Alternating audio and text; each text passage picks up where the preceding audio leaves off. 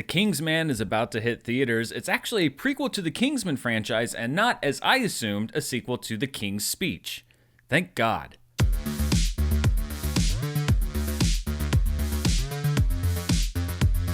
Hello everybody, I'm Dan Murrell here with my thoughts on The Kingsman, and if it seems like you've been hearing about this movie for quite some time, it's because you have. Shooting on this movie began almost 3 years ago, and it was originally scheduled to hit theaters on November 8th of 2019. 7 date changes later, it is finally, allegedly, hitting theaters. We could have a New Mutant situation here, but I don't think that we do. It seems like we will actually be seeing The Kingsman in theaters on December 22nd. Kingsman director Matthew Vaughn is returning to the franchise for the third time. Vaughn also co-wrote the screenplay. The movie is set in the days and months before World War I as the Duke of Oxford, Ralph Fiennes, desperately tries to keep world peace alongside England's King George.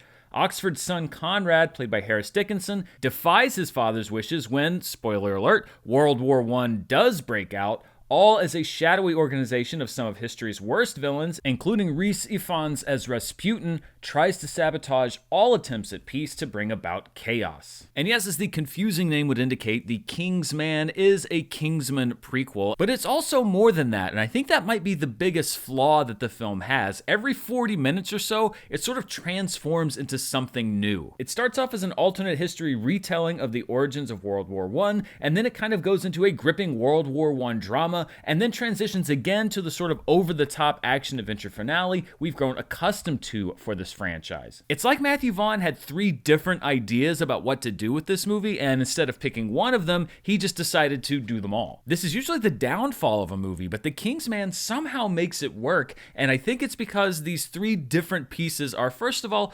relatively self-contained, and secondly, all really work on their own terms. The first part of the movie really does belong to the character of Rasputin, played by Rhys Ifans. Time to dance on your graves.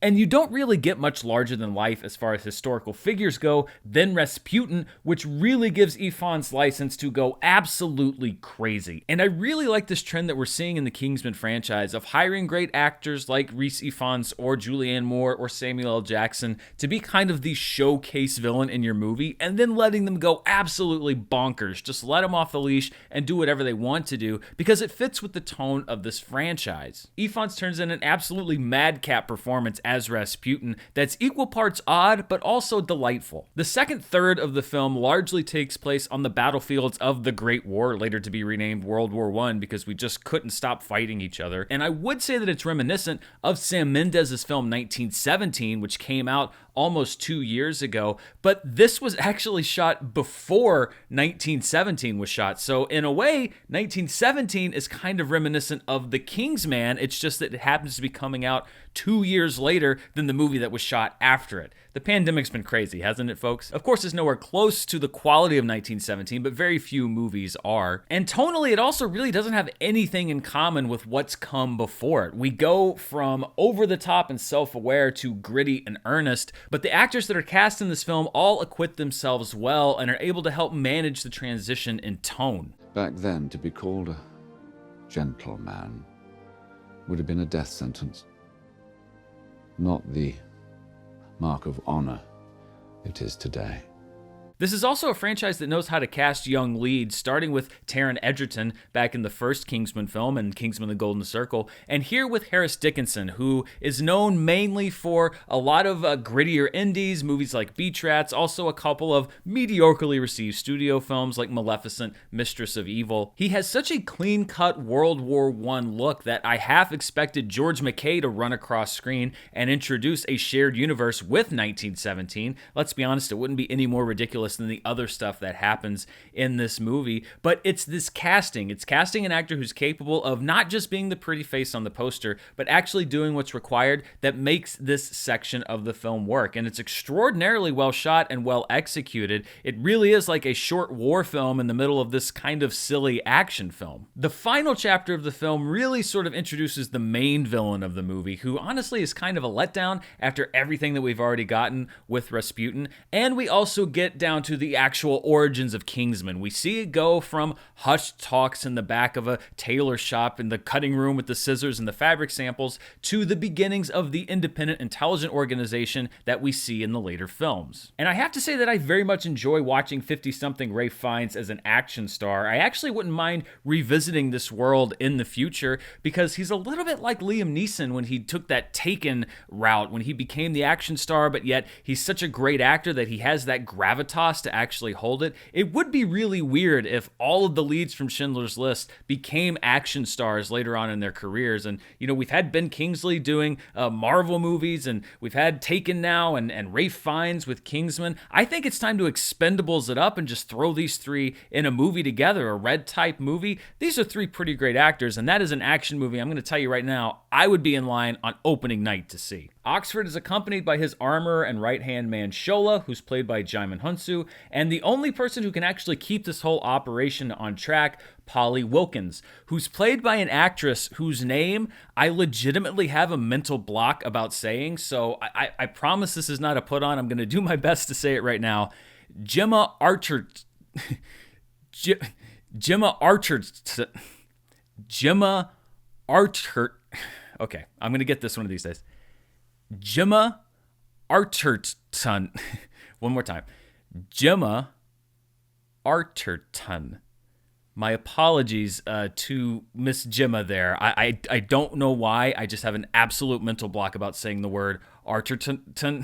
Arterton. It's not her fault. It's all on me. Anyway, she's in the movie and she's really good as well. Other familiar faces pop up in various roles as the movie goes on, and it's kind of fun to spot them and say, like, is that? Yeah, it actually is. And this movie actually is a lot of fun, and it's weird because it has all the hallmarks of a movie that really shouldn't work, and yet when I'm looking at the Kingsman franchise and my favorites, I think I would actually slot this below, somewhat below, but still below the first Kingsman film as far as my favorites in the franchise. And I don't dislike Kingsman: The Golden Circle, but I actually thought, as disjointed and weird as it is, that this was a pretty solid movie. This is a franchise in general that seems to know how to have fun. It's in on the joke. It's not afraid to do corny humor, etc., because it sort of knows what the audience is expecting, and it seems really focused on entertaining the audience first. And maybe that's why I like it so much, because I really like the spy genre, but Kingsman recently has been maybe one of the only franchises that's felt comfortable doing this kind of humor. You don't really see much of it in the Daniel Craig Bond films. You don't really see much of it in the Bourne movies, for sure.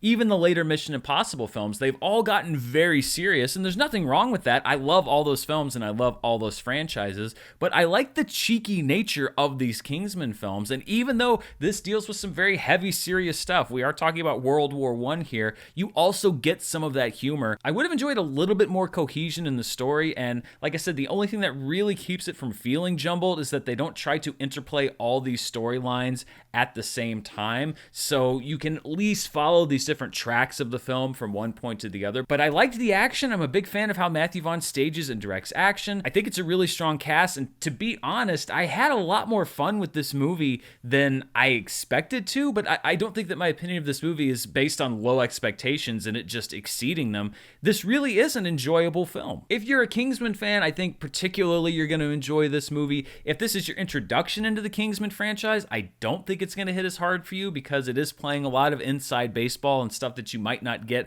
or appreciate as much as people who already know the references that they're throwing out and what they're setting up for later movies. And I think that might be a barrier to this movie's box office success, other than, you know, the whole pandemic thing. So it's a recommendation from me on The Kingsman. I know it is a very crowded holiday box office picture, but if you get a chance to see this movie, particularly if you like the franchise, it's kind of a fun afternoon at the movies for the adults. It's an R-rated film, so, you know, the kids aren't supposed to be there. I mean, if you want to bring them, it's up to you. They're your kids. I'm not going to sit here and judge what movies you take them to. But more than likely, it's going to be something that a lot of people see on whatever streaming service it ends up on. And so if you're going through the menu of Netflix or Hulu or wherever it ends up, who knows at this point, it's worth your time. Stop, hit that play button, and enjoy a prequel to a franchise that's able to keep that spirit going. So those are my thoughts on The Kingsman. Are you excited for the movie, or is this an afterthought in your holiday plans? Let me know down in the comments below. And as always, if you want to see even more of what I'm up to, you can check me out on Patreon at patreon.com/Dan Murrell. And if you like what you're watching here on YouTube, but you prefer an audio version Everything I do here on the channel is available on my audio channel. You can find all of those links down there in the description below. I'll be back tomorrow with yet another review. We're just barely into the 12 reviews of Christmas, and we'll be catching up on some of the awards season movies that I haven't had a chance to talk about. Some releases going all the way back through the year. I'm excited to bring that to you. Thank you so much for watching, and also don't forget, later this week, I will be bringing you a Spider-Man No Way Home spoiler review. The non-spoiler review's already out. Lots of stuff to talk about. It's a big time for moviegoers, whether you're watching at home for the things that you can watch at home or heading back out to the theaters, and I hope that you'll spend some of that time here with me. Thanks again for watching. Stay safe out there, and I'll see you next time. Bye.